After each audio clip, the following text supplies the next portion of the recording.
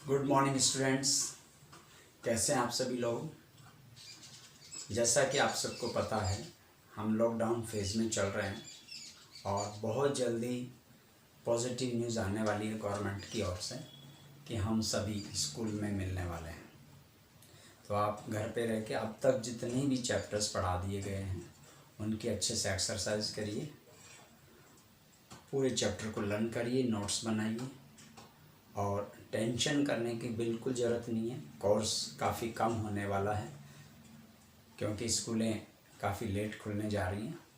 तो आइए हम बहुत ही इम्पोर्टेंट टॉपिक जो कि आपके चैप्टर 2 से रिलेटेड है, nutrition in animals and human beings. आज हम उसके कुछ इम्पोर्टेंट क्वेश्चंस सॉल्व करेंगे और समझेंगे अच्छे से। ओके स्टूडेंट्स, सो आप इसको देखने के लिए तैयार रहिए। सबसे पहले हम बात करते हैं डाइजेशन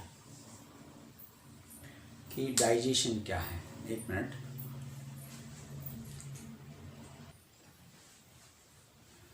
यस, सबसे पहले हम बात करेंगे डाइजेशन की।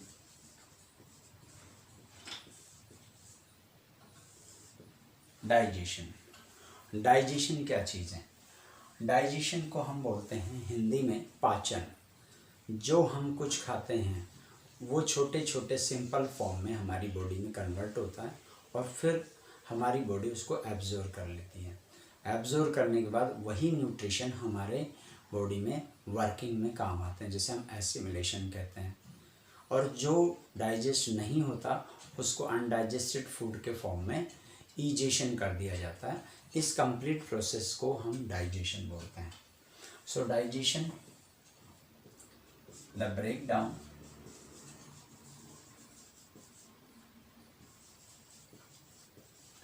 of complex food particles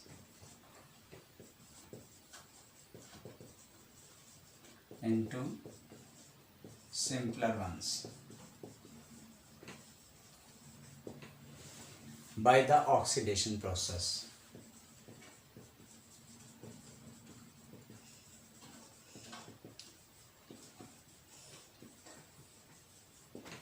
So it is a biological process in which complex food particles convert into simpler ones to get energy, to grow, to work or for repair. इन सभी को हम बोलते हैं कंप्लीट डाइजेशन। अब हम अगले topic की बात करते हैं। आप ही की जो एक्सरसाइज में टॉपिक है उसके हम बात करते हैं एलिमेंट्री कैनाल के कितने पार्ट्स होते हैं।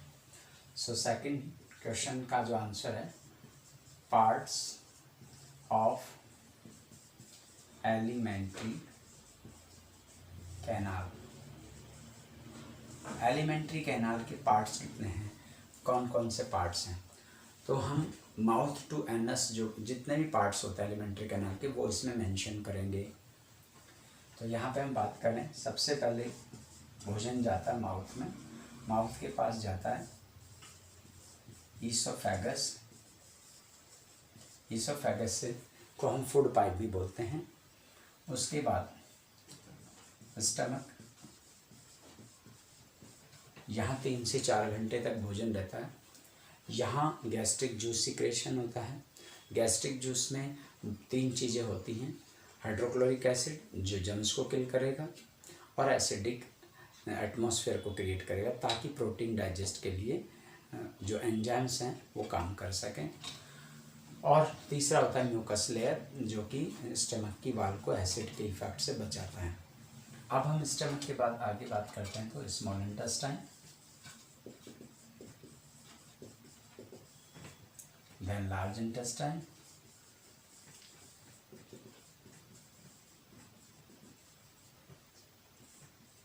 And rectum,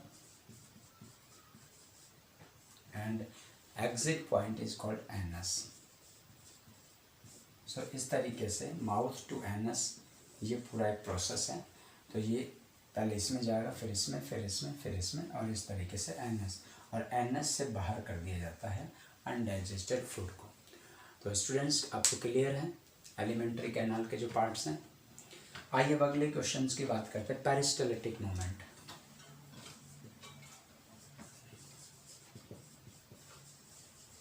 peristaltic moment. Peristaltic moment क्या होता है? जो खाना हम अपने मुंह में रखते हैं उसके बाद वो ईसोफेगस फूड पाइप से होता हुआ नीचे जाता है, तो उसका जो मोशन होता है फूड पाइप के अंदर भोजन का जो पार्टिकल्स आगे बढ़ता है जिस मोशन से, उसको पेरिस्टाल्टिक मोमेंट कहते हैं। उसमें contraction reflection, contraction reflection, contraction reflection, इस तरीके से वो आगे बढ़ता है। सपोज दैट ये फूड पाइप है और इसके अंदर ये ऐसे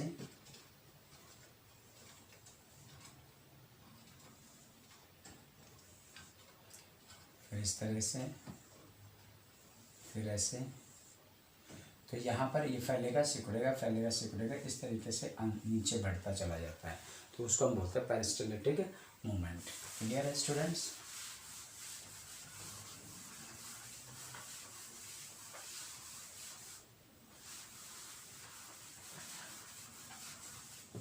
अब हम आगे की बात करेंगे, विलाई क्या होता है? VILLI, villi.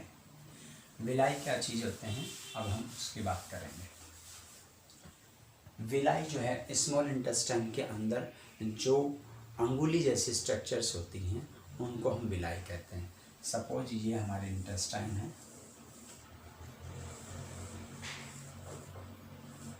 और यहाँ पर इस तरीके से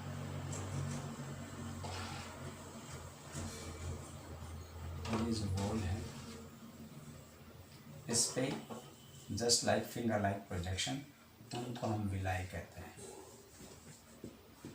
So finger-like projection which are found on the inner wall of small intestine are called villi. उनको हम विलाई कहते हैं। और ये क्या करते हैं? ये एब्जॉर्प्शन को लेवल को बढ़ाते हैं, एब्जॉर्प्शन के लेवल को इंक्रीज करते हैं। जितने भी फूड पार्टिकल्स हैं उनसे जो भी न्यूट्रिशन एंजाइम्स जो गेन होता है उनको ये अपना सरफेस एरिया बढ़ा करके और उसको एब्जॉर्ब करने का काम करते हैं, तो ये विलाई होते हैं। Is it clear? देन हम बात करते हैं chamber present in the ruminants wall. How many chambers are present in the ruminants wall? Ruminants stomach. Ruminant animals are those animals which feed grass, vegetables or plants product. It means जो भी घास खाने वाले जो प्राणी होते हैं, चारा खाने वाले जो प्राणी होते हैं, जो रूमिनेंट्स कहलाते हैं, उन रूमिनेंट्स के स्टमक के 4 पार्ट्स होते हैं, तो 4 चैम्बर होते हैं, ये आपको बताना है। ओके स्टूडेंट्स, अगर हम बात करें तो ये रूमिनेंट्स के 4 वो जो वॉल्स हैं, यहाँ पर आप देख सकते हैं, ये आप देख रहे हैं, ये देखिए यहाँ पे आप इसका देख सकते हैं, ये पूरा का पूरा ये रूमिनेंट्स हैं और इनके ये चैम्बर्स होते हैं। रेटिकुलम, एबोनोमसम, रूमेंस और ओसमम, ये 4 इसके पार्ट्स होते हैं, तो आप इनको आराम से अच्छे से इनमें देख सकते हैं। तो ये आपकी बुक में दिया हुआ है और आप इन 4 चैम्बर्स का नाम जो है लर्न करेंगे। उसके बाद हम अगले क्वेश्चंस की ओर बढ़ते हैं। इंजेक्शन और इजेक्शन में क्या फ़र्क है, डिफरेंस?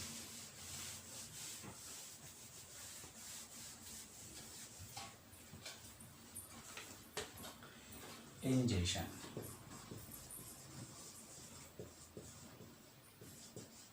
और सेकंड है इजेक्शन।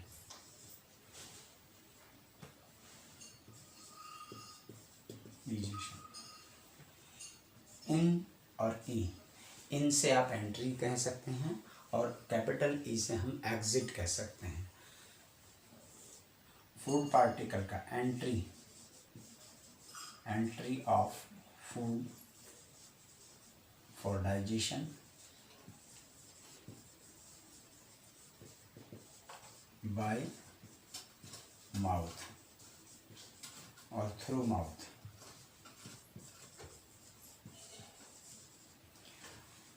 भोजन का मुंह के द्वारा होते हुए अंदर जाने को हम बोलते हैं इजेशन, और जो अनडाइजेस्टेड फूड है उसको बाहर करना, removal of undigested food through NS, removal of undigested food through NS, जो डाइजेस्ट नहीं करती बॉडी उस अनडाइजेस्टेड फूड को एनएस के द्वारा बाहर करने के जो प्रोसेस है उसको हम इजेशन कहते हैं। There are 5 steps for digestion in human beings. First ingestion, second digestion, third absorption, fourth assimilation, and then fifth is egestion. If we talk about ingestion, ingestion means entry of food particles through mouths. Then digestion, it means digest the food with the help of enzymes. And third absorption, it means sucking of nutrition by our blood. And fourth assimilation, it means utilization of the energy by our body. And fifth is egestion, that is removal of the undigested food through anus. Okay students, आपको clear हो गया है ये दोनों differences? Okay, अब हम बात करेंगे एब्जॉर्प्शन और एसिमिलेशन की।